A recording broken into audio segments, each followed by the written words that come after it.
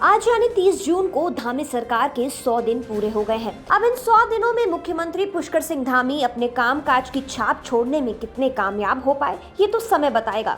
लेकिन इस वक्त जहां सरकार अपने 100 दिन के कामकाज का खूब बखान कर रही है, तो वहीं अपनी उपलब्धियां गिना रही है, तो वहीं विपक्ष सरकार के 100 दिन के कामकाज को कटघरे में खड़ा कर रहा है। बीते 100 दिनों में सरकार के कामकाज की बात करें तो पुष्कर धामी ने यूनिफॉर्म सिविल कोड के लिए ड्राफ्टिंग कमेटी का गठन किया है। इस कमेटी में 5 सदस्य हैं। कमेटी की रिपोर्ट के आधार पर धामी सरकार राज्य में यूनिफॉर्म सिविल कोड लागू करने के लिए आगे बढ़ेगी। वहीं पुष्कर सिंह धामी की सरकार 100 दिन की नए कार्यकाल में कई विभागों में वैकेंसी निकाल चुकी है और इसके साथ ही युवाओं को नौकरी देने की दिशा में भी काम कर रही है।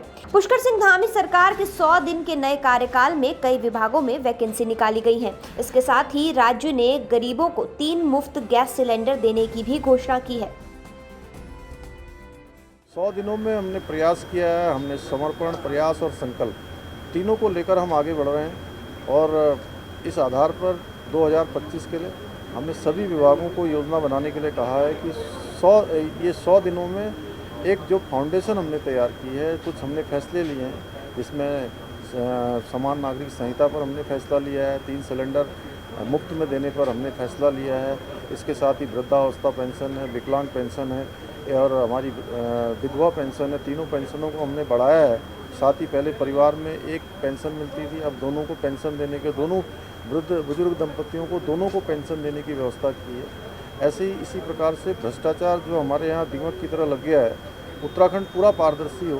उत्तराखंड अगर भ्रष्टाचार मुक्त होगा तो निश्चित रूप से सभी में हमारी कार्य संस्कृति भी आएगी, कार्य व्यवहार भी आएगा और तेज़ी भी आएगी। तो उसके लिए हमने सरलीकरण, समाधान और निस्तारण की जो एक हमारा मंत्र है, उस मंत्र के आधार पर हम लोगों ने आगे बढ़ने का एक फाउंडेशन तैयार किया है। उसके आधार पर हम लगातार आगे बढ़े। सीएम धामी के 100 दिन के कामकाज से जनता खासा संतुष्ट नजर आ रही है। यही वजह है कि चंपावत उपचुनाव में पुष्कर सिंह धामी को भारी मतों से जीत हासिल हुई। लेकिन विपक्ष सरकार के 100 दिन के रिपोर्ट कार्ड को लेकर हमलावर है। पूर्व मुख्यमंत्री और कांग्रेस नेता हरीश रावत का कहना है कि सरकार के पास 100 दिनों में हुए कामकाज के बारे में बताने के लिए कुछ भी नहीं है, सिवाय इसके कि उनके मंत्री अधिकारियों से लड़ते रहते हैं।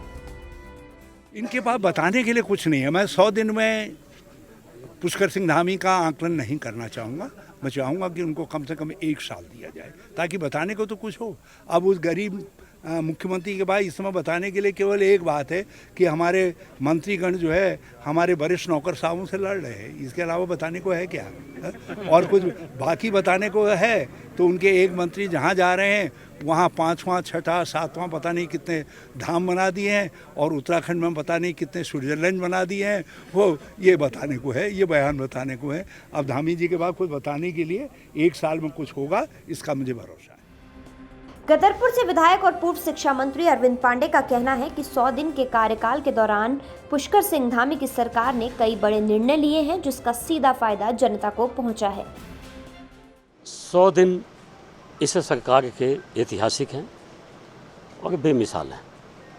इसे 100 दिन में देखिए, सिविल कोड का ड्राफ्ट बनाने की कमेटी हमारी सरकार ने बनाया।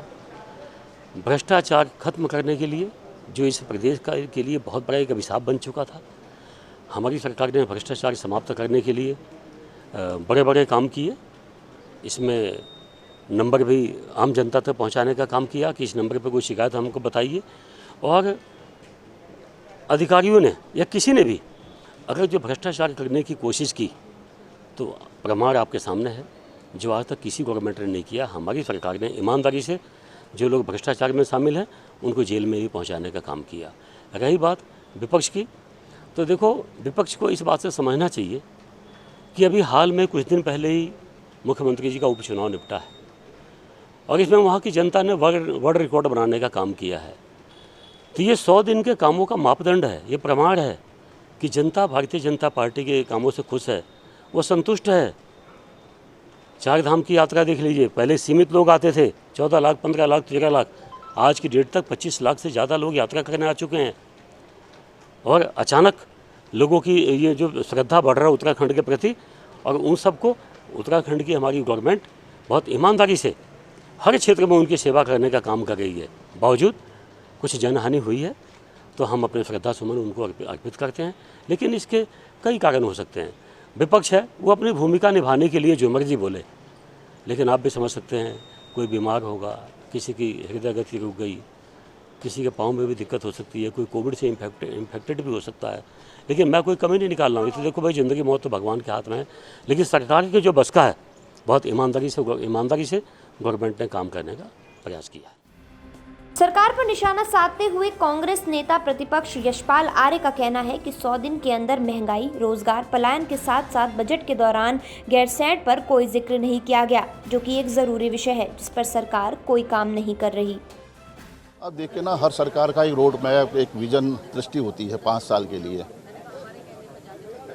और ये 100 दिन जो है वो उस जो लक्ष्य है, जो दृष्टि है, जो संकल्प है, उसकी छाप छोड़ती है। ये 100 दिन छाप छोड़ेंगे, लेकिन कहीं नहीं दिखाई दे रहा है कि जो प्रचंड बहुमत की सरकार है वह कहीं पर भी उस विजन को धरातल पर उतार पाई हो।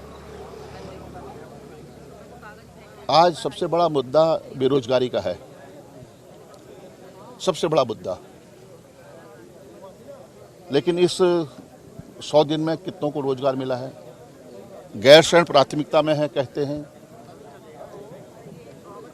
तत्कालीन मुख्यमंत्री जिन्हें गैरसैंण को राजधानी बनाने की, ग्रीष्मकालीन राजधानी बनाने की बात कही है, आज तो उसमें इस बजट में 1 रुपये की व्यवस्था नहीं की गई है, और स्थापना के कार्यों के लिए कोई पैसा की व्यवस्था नहीं की गई है। रिवर्स पलायन की बात करने वाले आज कहाँ हैं? और महंगाई पर नियंत्रण कितना कर पाए हैं? डेवलपमेंट का कितना काम हो पाया है? विकास कार्यों में कितनी गति हुई है? जब पैसा ही आपको अनुपूरक बजट का पैसा खर्च नहीं कर पाए हैं, सप्लीमेंट्री बजट का पैसा खर्च नहीं कर पाए हैं, एनुअल बजट का पैसा आप खर्च नहीं कर पा रहे हैं, तो इस राज्य का क्या होगा, भविष्य क्या होगा, ये साफ जाहिर हो रहा है। बहुत ही निराशाजनक। अगर हम ये भी कह रहे हैं, विपक्ष में है, इसके मायने ये नहीं कि अगर राज्य सरकार बेहतर काम कर रही है तो हम उनको धन्यवाद भी देना चाहेंगे, लेकिन ऐसा अवसर ही नहीं मिल रहा हमें। हम धन्यवाद देने के चाहते हैं कि उन्हें धन्यवाद दें, लेकिन ऐसा अवसर ही नहीं दे रही भारतीय जनता पार्टी की सरकार। तो दुर्भाग्य है कि जनता के साथ तो धोखा है, जवानों के साथ भी धोखा करने का काम ये सरकार निरंतर करती आ रही है। मंत्री और अधिकारियों के बीच में नहीं पड़ रही है, तालमेल नहीं है, समन्वय नहीं है, माननीय मुख्यमंत्री जी को आगे आना पड़ रहा है।